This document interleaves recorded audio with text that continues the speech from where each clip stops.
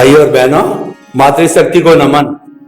हमारी सत्संग में इतना आनंद आ रहा है कि मैं शब्दों में वर्णन नहीं कर सकता, क्योंकि अनुभूति का विषय है। अनुभव तो कर रहा हूं, पर आपको मात्र इतना ही बता पा रहा हूं कि मुझे आनंद आ रहा है, क्योंकि आनंद प्रदाता अनुभव ज्ञानी जो प्योरली अपने दर्शन से बोलते हैं, कोई पुस्तकों से रट करके, सिद्धांत पुस्तकों से लेकर के नहीं बता रहे, जो भीतर से आ रहा है इनके, वही बोल रहे हैं। क्योंकि जन्म जन्मांतर से अपना दर्शन शुद्ध करते करते आप इस भाव के अंदर आए हैं। स्वामी जी, हमारा बड़ा अहोभाग्य है, पूरे विश्व का अहोभाग्य है कि इस तरीके से एक सीधा सादा व्यक्ति रूप के अंदर और ईश्वर का रूप नजर आता है, क्योंकि वो अनुभव उनका बहुत क्लियर है और उनके पास में जो सनातन सत्य है वह सिद्धांत के ऊपर आधारित है और वो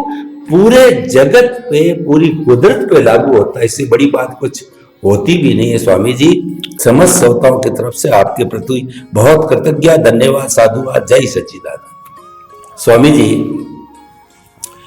अब हम जो है उसी बात को आगे बढ़ाते हुए इस जन्म में हमारे माता है, पिता है, भाई है, पत्नी है, कोई प्रिय है या अप्रिय है, कोई व्यक्ति साथ रहता है जितने समय तक हम उसके साथ अच्छा बुरा जो भी व्यवहार करते हैं, पर यह बात एक बड़ी विचित्र सी लोगों को लगती है और उनकी क्यूरियोसिटी रहती है कि मेरे पिताजी कहाँ चले गए, किस योनि के अंदर, और वो आकर के वापस कभी मिले ही नहीं, दृष्टांत भी नहीं दिया, बताया भी नहीं कि मैं वहां पर हूं। चलो, हमारा भौतिक रूप से वार्तालाप न हो, लेकिन संकेत भी तो मिलने चाहिए। प्राय संकेत नहीं मिलते हैं, अपवाद रूप में कोई किसी के संकेत मिलता है, वो बात जुदी है। तो स्वामी जी, ये ऐसा होता क्यों है, जबकि इतना लंबा समय साथ रहते हैं, कोई संकेत तक भी नहीं, जबकि इस जीवन में तो होता ही है। आदमी 20 साल 25 साल के बाद मिलता है तो भी कहता है मैं वहां था, ये किया, या फोन करता है, चिट्ठी डालता है कि इस वक्त मैं वहां हूं, संकेत देता है, वो चाहे फिजिकली ना मिलता हो, परंतु आफ्टर डेथ तो कुछ पता ही नहीं चलता। ये ऐसा समुद्र है कि उसमें कुछ भी मालूम नहीं पड़ता। ऐसा क्यों होता है? जय सच्चिदानंद, प्रश्न के लिए धन्यवाद। देखो, इसीलिए महापुरुषों ने कहा है, ये विश्व जो आपको दिखाई दे रहा है वो माया की जाल है, इसमें कोई सच्चाई नहीं है, और सच्चाई लगती है वो आपका एक रिलेटिव सत्य है, आपका एक अभिप्राय है। तो बात तो सही है। आपने प्रश्न किया कि माँ बाप जाने के बाद कभी कोई संकेत मिलता नहीं है, मगर आपको यह भी मालूम होना चाहिए, माँ बाप के जाने के बाद कभी माँ बाप ने अपने परिवार के लिए, अपनी संपत्ति के लिए, अपने साधन के लिए, अपनी जमीन के लिए कभी दावा भी नहीं किया। क्योंकि बात सिंपल है, व्यक्ति जो हम आज देख रहे हैं वो तो पंच महाभूतों की बनी है, वो व्यक्ति थोड़ी है, वो तो इंस्ट्रूमेंट है। तो इंस्ट्रूमेंट कैसे रहेगा? क्योंकि इंस्ट्रूमेंट सबकी अपनी अपनी लाइफ होती है, और जो कर्म होता है वो अलग चीज है। कर्मों की भुगतान के लिए कुदरत ने इंस्ट्रूमेंट दिया। इंस्ट्रूमेंट हम नहीं है, और हम इंस्ट्रूमेंट के साथ व्यवहार करते हैं, तो वो तो कुदरत का है, सभी व्यक्तियों का इंस्ट्रूमेंट। और इसलिए इंस्ट्रूमेंट के फॉर्म में दोबारा मिलना संकेत के रूप में एक ही व्यक्ति, वो पॉसिबल नहीं है। तो पंच महाभूतों में विलीन हो जाता है, कुदरत का है, तो फिर नया बॉडी बनेगा। तो ये बहुत सहज और सरल बात है कि माया की जाल का मतलब नहीं है फिर भी दिखता है, और दिखता है फिर भी नहीं है। क्योंकि आज जो दिखता है वो कल नहीं है। और पूरा पैकेज भी जैसे बिगिनिंग हुई वैसे ही एंड होगा, तो अस्तित्व ही खत्म हो जाएगा परमानेंटली, वो फॉर्मेट का अस्तित्व खत्म हो पर जाएगा। आत्मा तो अजर अमर है, आत्मा की दृष्टि से मैंने पूछा। हाँ, आत्मा का काम कोई संकेत देना नहीं है, संकेत मिलना ये एक प्रकार का विशिष्ट ज्ञान है। क्या है? विशिष्ट ज्ञान। हाँ, तो किसी के पास अगर विशिष्ट प्रकार का ज्ञान होता है तो वो पिछला भव देख सकता है, या तो पिछले भव की कोई अवस्था देख सकता है। ये ज्ञान की बात है, मगर ये ज्ञान कोई नियम से सबके पास नहीं होता है और जरूरी भी नहीं है। क्यों नहीं दिखता है और क्यों नहीं जरूरी है? तो कुदरत कहता है जो लाइफ बीत गया, जो समय बीत गया, जैसे इस अवतार में भी कल तक हमारा जो कुछ भी जीवन था, कल तक उसकी भुगतान हो गई और कुदरत ने अपने मास्टर में से वो कर्म इरेज कर दिए। मतलब अभी दोबारा कभी भी वो कर्मों की भुगतान नहीं आएगी, तो फिर रिकॉर्ड की क्या जरूरत है? तो कहने का मतलब ये है कि इसीलिए पिछला भव याद आता है या नहीं आता है उसकी कोई इंपॉर्टेंट स्पिरिचुअल पाथ में नहीं है। हो सकता है किसी को क्यूरियोसिटी हो सकती है, जिज्ञासा, कोई इंपॉर्टेंट नहीं, दिखे या ना दिखे। दूसरी बात, कुदरत कहता है ये जरूरी क्यों नहीं है? तो कुदरत कहता है तुम्हारे अगर वर्तमान लाइफ भी इतना तनाव वाला है और अगर पिछला लाइफ भी दिखेगा और लाइफ की सभी व्यक्तियां क्या क्या कर रही है वो दिखेगा, तो तनाव कम होगा या बढ़ेगा? बढ़े। तो फायदा क्या है? कोई जरूरी बात नहीं और कोई बेनिफिशियरी भी नहीं है। तो इसीलिए कुदरत ने जो कुछ भी इंसान को जीने के लिए जरूरी है वो सब कुछ दिया है, और जो जीने के लिए जरूरी नहीं है वो सबको कंपलसरी नहीं दिया है, अपवाद रूप से किसी के पास हो सकता है। तो बोलिए। स्वामी जी आपका बहुत बहुत धन्यवाद।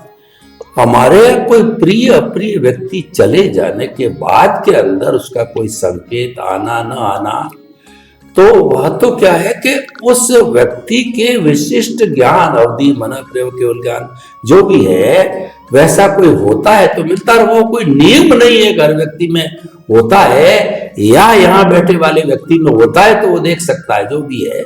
तो ये तो एक ज्ञान की विशिष्टता से जुड़ा हुआ है, लेकिन कुल मिलाकर के इंसान, जैसा हम कहते हैं सब हिसाब है, वो अपना अपना पूरा करके चले जाते हैं। जब हिसाब हो गया तो वो वापस काहे को मांग के आएगा? मोटे मोटे रूप में एक कहना चाहिए, मस्तिष्क की दृष्टि से कह सकते हैं भाई हमारा हिसाब क्लियर हो गया, कर्जा क्लियर हो गया, चले गए आगे। स्वामी जी, कई बार क्या होता है कि इस जगत में हम देखते हैं, परिवारों में देखते हैं, भूत भूतनी आते हैं, मनुष्य को भूत लगता है और स्त्री को भूतनी लगती है। मैं पारमार्थिक शिक्षण संस्था में 100 मुमुक्षु बहनों को अपने बच्चों की तरह पाल पोस सके गुरु चरणों में समर्पित किया और उनको साध्वी रूप में दीक्षा बना देने में, दिलाने में योग भूत बना। मैंने बहुत बार देखा और इसका गुरुदेव से परमिशन ली कि ये जो शुद्ध आत्माएं थी, जो कि दीक्षा लेने वाली थी, उनके अंदर ये भूत भूतनियां ज्यादा आती, भूत कम आते थे, वैरागियों में आते हैं, लेकिन ये आती है। और गुरुदेव कहते हैं भाई ऐसा आप जैसा है तो झाड़ागर को ला करके और मंत्रों के माध्यम से उसको ठीक कराते हैं। तो ये ग्रस्त किसी में भी आ सकता है। तो ऐसा क्यों होता है किसी के शरीर में आकर के? और वो भाषा कौन सी बोलता है? कन्नड़ बोलता है, तमिल बोलता है, वो बहुत क्लियर बोलता है। इसका मतलब ये वो जानकार है, जबकि जो फिजिकल बॉडी है वो तो कुछ नहीं जानती, गुजराती जानती है, मारवाड़ी जानती है।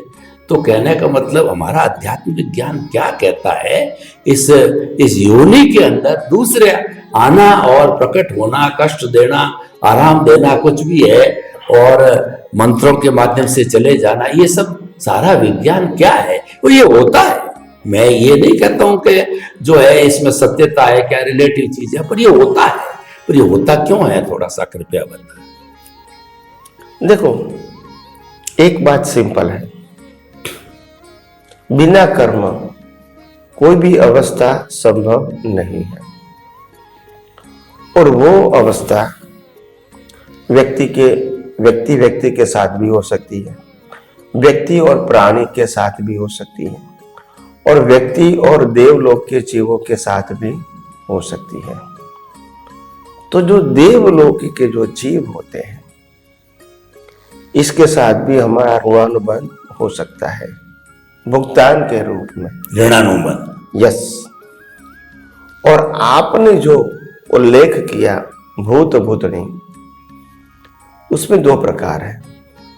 या तो वो हल्के प्रकार के देव भी हो सकते हैं, नंबर 1, और नंबर 2, जिसको अभी योनि नहीं मिली, ऐसे अवगतिया जीव भी हो सकता है, जिसको गति यानी योनि नहीं मिली, ऐसा हो सकता है। मगर ये भी बिना हिसाब मिल सकते हैं? नहीं है।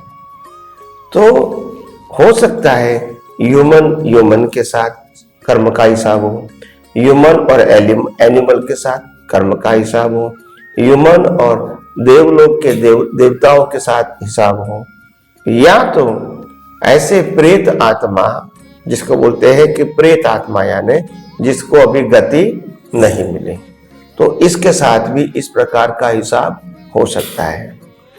मगर बिना हिसाब मिलना वो पॉसिबल नहीं है। ये पहले कॉमन प्रिंसिपल है। और दूसरी बात बताई आपने कि भी वो जब प्रेत आता है तो उनकी भाषा और उनका बॉडी का जो एक्सप्रेशन है वो चेंज हो जाता है। बात सही है। एक प्रिंसिपल ध्यान में रखो, हर समय स्थूल से सूक्ष्म की ताकत ज्यादा होती है, और ये भूत पिशाच प्रेत और देव ये सब सूक्ष्म है। क्या है? सूक्ष्म है। हाँ। और मनुष्य और प्राणी स्थूल है। तो जब भी सूक्ष्म का प्रभाव शरीर पे होता है तो वो ही हावी हो जाता है। क्योंकि मैंने पहले भी कहा, ये शरीर तो मशीन है, प्लेयर है, उनके पास कोई चॉइस नहीं कि क्या करना क्या नहीं करना। वो तो प्लेयर प्रोग्राम है, उसके मुताबिक वो प्ले करता है। तो प्लेयर प्रोग्राम के मुताबिक प्ले करना, उनके पास चॉइस नहीं है। और जो प्रोग्राम के अंदर वो उसके साथ का जो हिसाब है वो भी प्रोग्राम है, तो उस समय वो प्ले करेगा। आप समझे? आखिर तो प्लेयर को प्ले ही करना है। तो देखो, स्थूल बताऊंगा तो आपको आम लोगों को समझने में इजी हो जाएगा।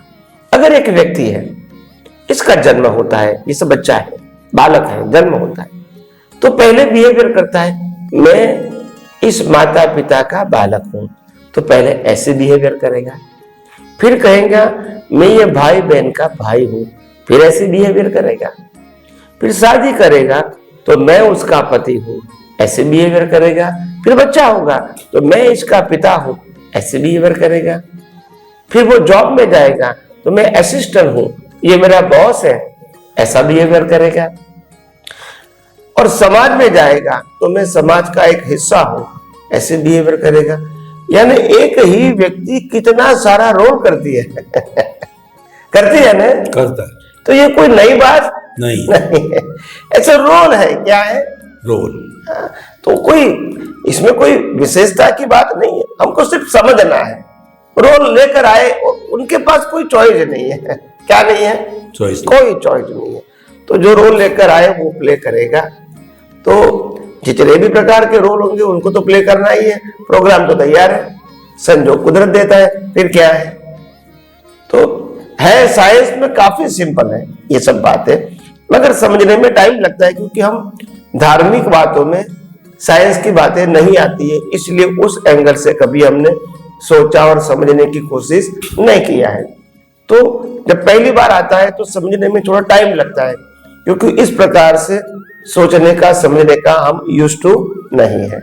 जैसे जैसे साइंस समझते जाओगे आपको खुद को समझ में आ जाएगा कि ये तो कुदरत का कानून है, तो फिर समझना आपके लिए आसान हो जाए। ये प्लेयर है, समझना आसान हो जाएगा। ये प्रोग्राम है, समझना आसान हो जाएगा। तो ये सब फंडामेंटल बातें जो समझ में आती हैं, तो बाद में उसको लिंक जोड़ना इजी हो जाता है। बहुत बहुत धन्यवाद स्वामी जी।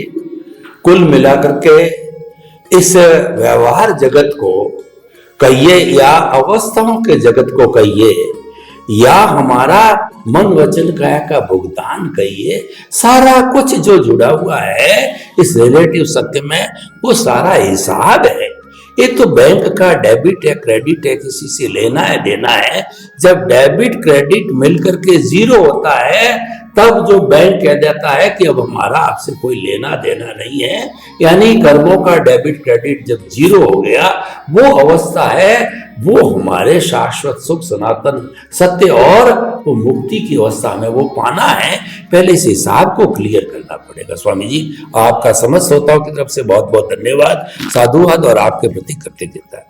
स्वामी जी, हमारा जो ये जीवन बनता है, जो आयुष्य कर्म के अधीन है, इसके अंदर अपनी अपनी मान्यता है। क्रम की कहिए, अध्यात्म विज्ञान की कहिए, अक्रम की कहिए, अपनी अपनी मान्यता है। और जो क्रमिक जो मार्ग कहता है कि जो है हमारे को लगभग जो है 2/3 के बाद में 1/3 बचा, फिर 2/3 के बाद में 1/3, ऐसे करीब 8 अटेम्प्ट मिलती है। और एक किसी अटेम्प्ट के अंदर आपने आयुष्य का बंद कर लिया, 4 गति वो फाइनल है, फिर there are no chances of any change. तो इसमें आपका ये बहुत इंपॉर्टेंट चीज है, अध्यात्म विज्ञान आपका सनातन सत्य क्या बताता है, कृपया ये उल्लेख कीजिए, ताकि कि हम थोड़ा सा कंपेरेटिवली समझना पड़े, हम समझ जाए। तो कृपया इसके बारे में बताइए, क्या अटेम्प्ट्स कैसे है और किस तरीके से होता है हमारे आयुष्य कर्म का बंध। प्रश्न के लिए धन्यवाद। देखो, आयुष्य कर्म का जो बंध होता है कोई भी इंसान का, तो जब उसके जीवन का 2/3 भाग खत्म हो जाता है, तो पहला आयुष्य का बंध होता है, यानी first film of next birth, not final but first.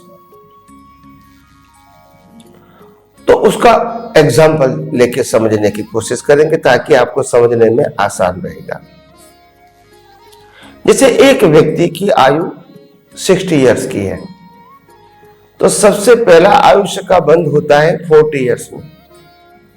क्या नेक्स्ट बर्थ इसका कैसा होगा, उनका पहला फोटा पिक्चर 40 साल में होता है। फिर 20 साल बाकी रहे, 20 साल के अंदर के बाद 2/3 खत्म हो जाता है, यानी करीब करीब 17 साल गिन लो।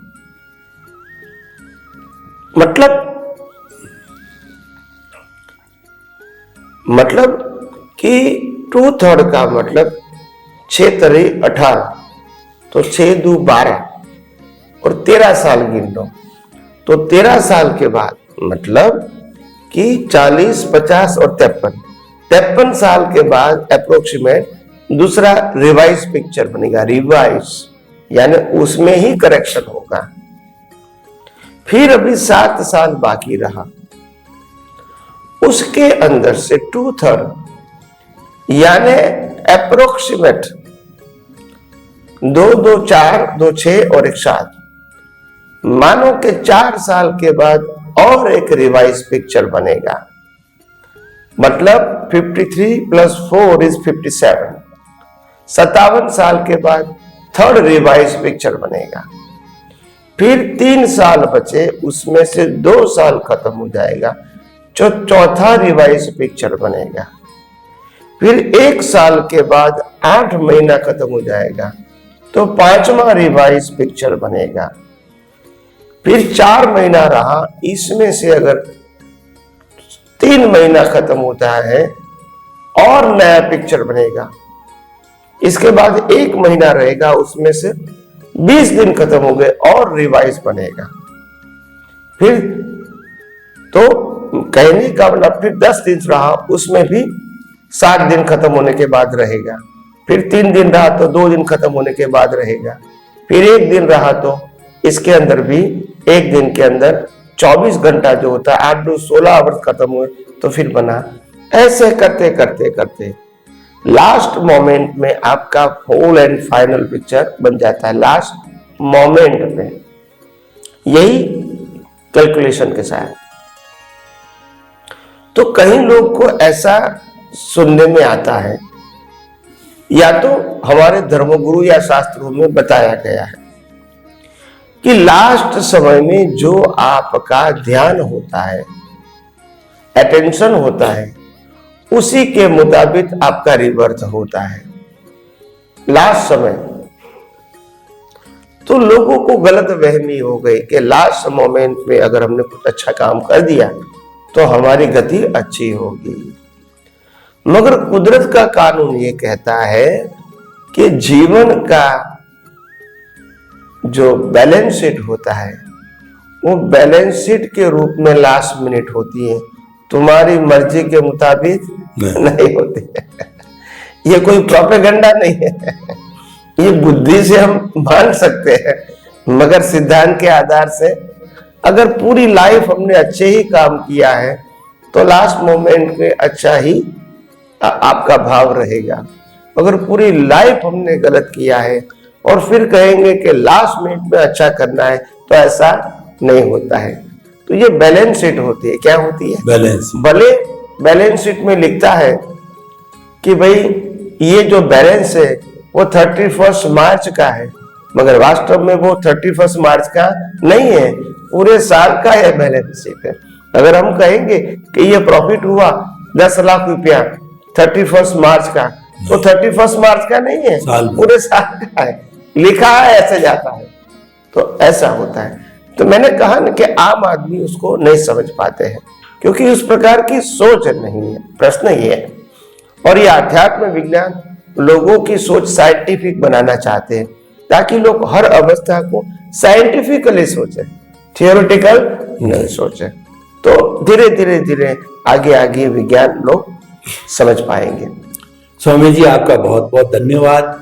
आपने ये बताया कि प्रश्न कोई फिक्स होने का बात नहीं, आयुष्य है, जितने भी अटेम्प्ट्स मिले, ये प्राय 8 अटेम्प्ट्स आती है करते हैं, तो इसमें करेक्शन होता रहता है, डेबिट क्रेडिट होता रहता है, अच्छा बुरा बनता रहता है, और सबका जो निचोड़, जो निष्कर्ष है वो अंत समय में उसके अनुसार आयुष्य होता है। और कहा भी गया है कि अंत मति सो गति, यानी सबकी बैलेंस कैरी फॉरवर्ड होकर के उसके अनुसार वैसी मति बन भी जाती है। और ऐसा भी बताते हैं कि जिसका आयुष्य बंद हो गया लास्ट के अंदर, उसको धुंधला धुंधला मालूम भी हो जाता, अंतर मुहूर्त कहलाता है।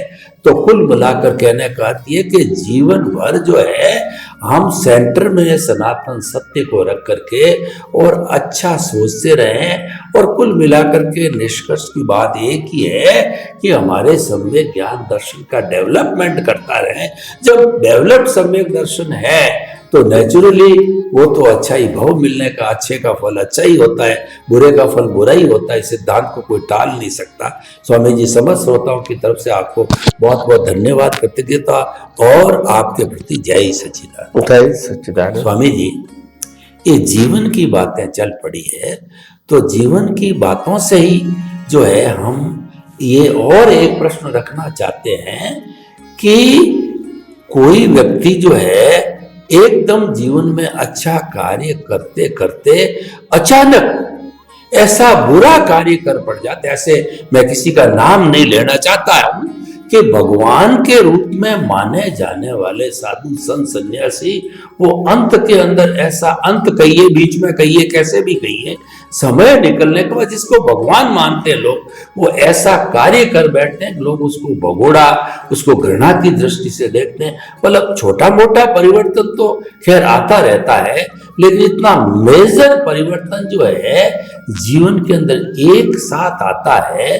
तो इसका क्या रीजन होता है? मैं मेजर की बात कह रहा हूं कि एक तरफ तो धरती हो गई, एक तरफ आकाश हो गया, तो इतना बड़ा चेंज क्यों आता है? नॉर्मल चेंज तो व्यक्ति के आता रहता है, परंतु एकदम अचानक चेंज आने का अध्यात्म दृष्टि से इसका क्या है? ये व्यक्ति के आता बड़ा अचंभा होता है कि कैसे हुआ। कृपया बताइए। तो स्वामी जी, अभी हमारा जो एपिसोड है वो करीब करीब संपन्नता की ओर पे, तो ये प्रश्न जो है मैं अगले एपिसोड के लिए कैरी फॉरवर्ड करता हूं, क्योंकि इसमें आपको पूरा मंथन करके बताना पड़ेगा। समस्त श्रोताओं की तरफ से आपका प्रति बहुत बहुत कृतज्ञता। जय सच्चिदानंद। जय सच्चिदानंद।